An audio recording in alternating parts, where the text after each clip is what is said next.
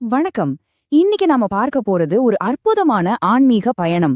கண்களின் வழியா எப்படி கடவுள காணலான்னு ஞானிகளோட மூல நூல்கள்ல இருந்து நேரடியா எடுத்த தகவல்களை வச்சுதான் இத நாம பார்க்க போறோம். சரி வாங்க, இந்த ஆழமான தேடல இப்போவே ஆரம்பிக்கலாம். சரி, நம்ம தேடல எங்க இருந்து ஆரம்பிக்கலாம்? ஒரு பழங்கால புராண கதையிலிருந்து ஆரம்பிக்கலாம் வாங்க. இதுல உண்மைய தேடுறதுக்கான ரொம்ப ஆழமான ரகசியங்கள் எல்லாம் ஒளிஞ்சிருக்கு. முதல்ல வள்ளலார் பெருமானோட இந்த வரிகளை பாருங்க. அதாவது இறைவனோட முழுமையான வடிவத்தை யாராலையும் பார்க்கவே முடியாதுன்னு சொல்லுது. பெரிய பெரிய கடவுள்களே தோத்து போன ஒரு தேடலை பத்தி தான் இது பேசுது. கேக்கும்போதே ஒரு மாதிரி மர்மமா தேடலோட ஆழத்தை நமக்கு உணர்த்துது இல்லையா? இந்த கதை நம்மள பல பேருக்கு தெரிஞ்சிருக்கும். அளவே இல்லாத சிவபெருமானோட அடியையும் முடியையும் கண்டுபிடிக்கணும்னு ரெண்டு பெரிய கடவுள்கள் கிளம்புறாங்க. விஷ்ணு என்ன பண்றாரு? ஒரு பன்றி அவதாரம் எடுத்து பூமிய கொடைஞ்சு பாதத்தை தேடி போறார். பிரம்மாவோ ஒரு அன்னப்பறவையா மாறி சிவனோட முடிய தேடி வானத்துக்கு பறக்கிறார். ஆனா என்னாச்சு? ரெண்டு பேருமே தோத்துட்டாங்க. கீழே போனவரால மூலத்தை கண்டுபிடிக்க முடியல, மேல பறந்தவரால உச்சிய அடைய முடியல. பாருங்க, ரெண்டு வழியுமே தோல்வியில தான் முடிஞ்சிருக்கு. சரி, இப்போதான் நாம ஒரு முக்கியமான கட்டத்துக்கே வரோம். இந்த புராண கதை சும்மா ஒரு கதை இல்ல.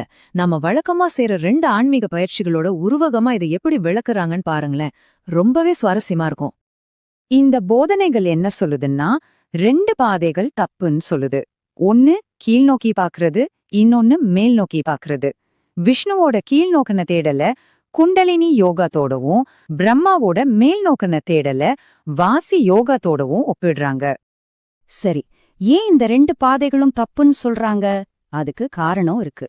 குண்டலினி பயிற்சி உடம்புல இருக்கிற கழிவு பகுதிக்கு பக்கத்துல, அதாவது மூலாதாரத்துல கவனம் செலுத்துது. ஆனா வாசி யோகம் என்ன பண்ணுது? இயற்கையா போற நம்ம சுவாசத்தை அடக்க பாக்குது. இது ரொம்பவே ஆபத்தான ஒரு விஷயம்னு சொல்றாங்க. இதை இன்னும் ஆணித்தரமா சொல்லணும்னா, திருமூலரோட இந்த வரிகளை கேளுங்க. 8000 ஆண்டு யோகம் செஞ்சாலும் கண்ணுல இருக்கிற அமுதத்தை யாருமே பார்க்கலன்னு சொல்றார். யோசிச்சு பாருங்க, எவ்ளோ பெரிய ஒரு ரகசியத்தை நம்ம மிஸ் பண்ணிருக்கோம்னு இது சொல்லாம சொல்லுது. அப்போ கீழையும் பார்க்க கூடாது, மேலையும் பார்க்க கூடாதுன்னா அப்புறம் உண்மையான வழிதான் என்ன? இதுதானே உங்க மனசுலயும் இப்போ ஓடுது. இந்த கேள்விதான் நம்மள இந்த விளக்கத்தோட மைய புள்ளிக்கு கூட்டிட்டு போக போகுது. இந்த கேள்விக்கான பதில் உண்மையில சொல்லப்போனா ரொம்ப ரொம்ப சிம்பிள். அதுவும் நம்ம கூடவே எப்பவுமே இருக்கிற ஒரு விஷயம். நம்பவே முடியாத அளவுக்கு எளிமையானது.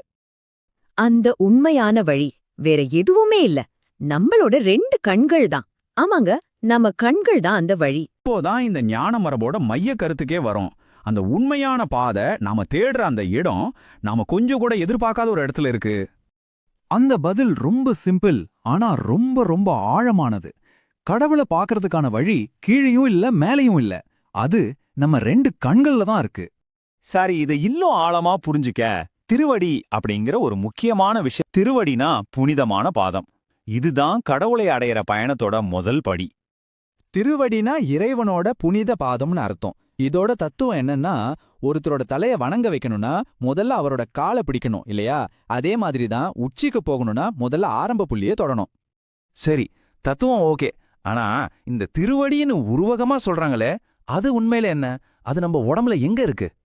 இந்த ஞான மரபு என்ன சொல்லுதுன்னா, நம்ம தலைக்குள்ள இருக்கிற அந்த உயிர் சக்தி, அதாவது சிவம், இந்த வெளி உலகத்தை எதன் மூலமா பாக்குது, எதன் மூலமா உணருது?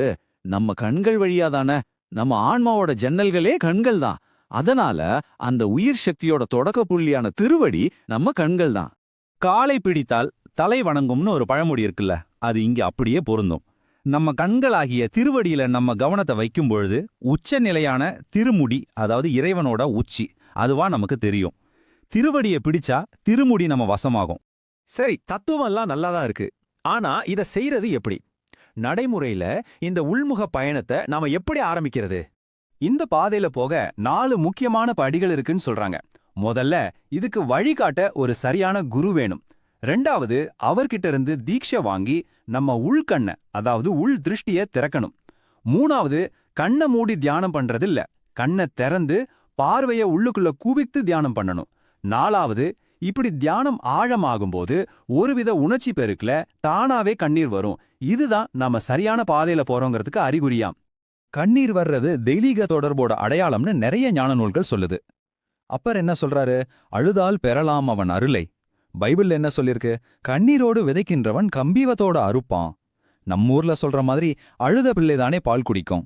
இந்த கண்ணீருங்கிறது பக்திக்கும் சரணாகதிக்கும் ஒரு அடையாளம். அப்போ முக்கியமான விஷயம் இதுதாங்க. நம்ம சொந்த கண்கள்ல இருக்கிற இறைவனோட திருவடியை முதல்ல நாம பார்க்கணும். அதை பார்த்தா மட்டும்தான் அவரோட திருமுடியை, அதாவது முழுமையான தரிசனத்தை பெற முடியும். அடி முடிய காண இதுதான் ஒரே வழின்னு இந்த ஞான மரபு சொல்லுது. இங்க ஒரு இன்ட்ரெஸ்டிங்கான விஷயம் என்னன்னா, இது ஏதோ புதுசா கண்டுபிடிச்சது இல்லையாம். வள்ளலார் மாதிரி பெரிய பெரிய ஞானிகள் எல்லாம் செஞ்ச ஒரு பழமையான முறைதான் இது. பல வருஷமா பரிபாஷைன்னு சொல்ற ஒரு ரகசிய மொழியில இதெல்லாம் மறைச்சு வச்சிருந்தாங்க. ஆனா இப்போ ஞான சர்க்குரு சிவ செல்வராஜரியா அவர்கள் இத ரொம்ப எளிமையாக்கி எல்லாருக்கும் புரியுற மாதிரி கொண்டு வந்திருக்காருன்னு சொல்லப்படுது. ஆனா இங்க ஒரு முக்கியமான கண்டிஷன் இருக்கு. இந்த பயிற்சிய நினைச்ச உடனே யார் வேணும்னாலும் ஆரம்பிச்சிட முடியாது.